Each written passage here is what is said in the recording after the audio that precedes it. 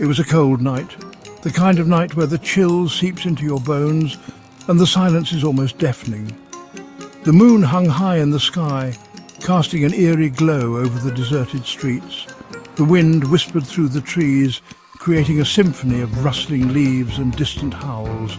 It was a night that seemed to be pulled straight from a horror movie, where every shadow held a secret and every corner hid a mystery waiting to be uncovered. Sam was sitting in his room, scrolling through his phone. The dim light from the screen illuminated his face, casting long shadows on the walls. He was lost in the digital world, oblivious to the eerie atmosphere outside. His room was a sanctuary, a place where he felt safe and secure.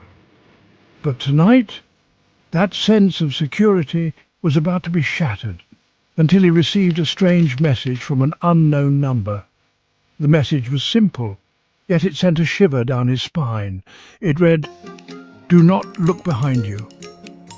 Sam's heart raced as he read the words. He felt a sudden urge to turn around, but something inside him told him to stay still. The room seemed to grow colder, and the shadows on the walls seemed to dance with a life of their own. "Do not look behind you." The words echoed in his mind, growing louder with each passing second. He could feel a presence behind him, a cold, dark presence that seemed to be watching his every move. His breathing became shallow and his hands trembled as he clutched his phone. He wanted to scream, to run, but he was paralyzed with fear. "Just turn off the light and close your eyes." The message continued, offering a glimmer of hope. Maybe if he followed the instructions, the presence would go away. With a shaking hand, Sam reached for the light switch. The room was plunged into darkness, and he closed his eyes tightly, hoping that the nightmare would end. "If you don't, you will see it," the message warned. Sam's mind raced with images of what it could be.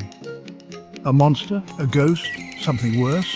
He didn't want to find out. He kept his eyes shut, but he could feel the presence growing stronger, moving closer.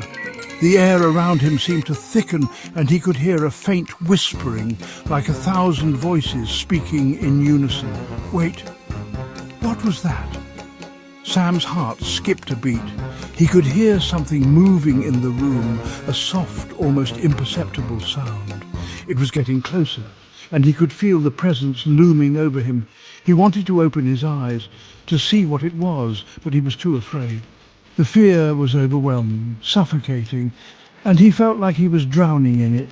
"You saw me. Now I'm coming closer." The message taunted him.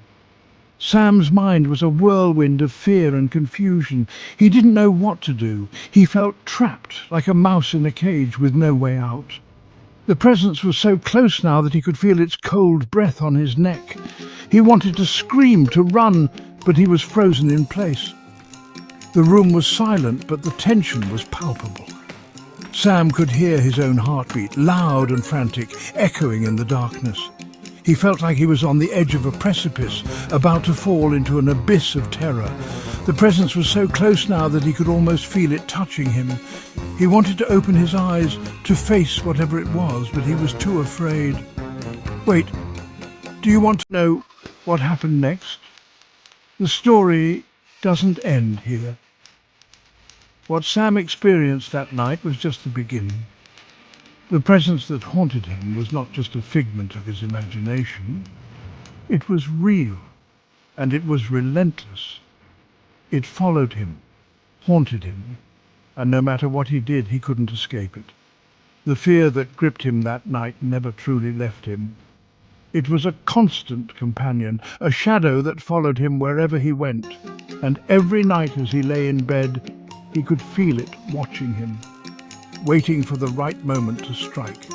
So if you ever receive a message like the one Sam did, remember his story. Remember the fear, the terror, and the presence that haunted him. And whatever you do, don't open it at midnight.